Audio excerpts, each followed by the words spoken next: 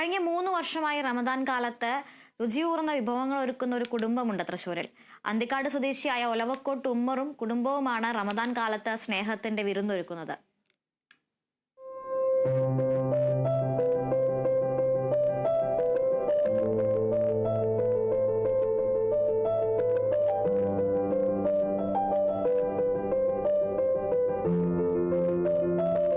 വിവിധതരം കട്ട്ലേറ്റുകൾ, കായബജി, മസാല ബോണ്ട, പരിപ്പുവട, പഴംപൊരി, ചട്ടിപ്പത്തിരി, മുളകുബജി തുടങ്ങി രുചിയൂർന്ന വിഭവങ്ങളാണ് ഉമ്മറും കുടുംബവും ഒരുക്കുന്നത്.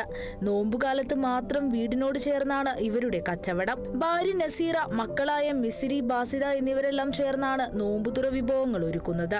മറ്റുള്ളവർക്ക് നൽകുന്ന ഭക്ഷണത്തിൽ മായം ചേർക്കരുതെന്ന വിശ്വാസത്തിൽ ഉറച്ചു വിശ്വസിക്കുന്നവരാണ് ഉമ്മറും കുടുംബവും. നിശ്ചിത അളവിൽ കുറച്ച് ഐറ്റംസ് ആണ്, വളരെ കുറച്ച് ഐറ്റംസ് ആണ് ഞങ്ങോട്ട് ഉണ്ടാക്കുന്നതും അതുണ്ടാക്കി ഏറ്റവും പ്രത്യേകത എന്ന് വെച്ച് കഴിഞ്ഞാൽ ഞങ്ങൾ വീട്ടിൽ തന്നെയാണ് ഇത് ഉണ്ടാക്കുന്നത്.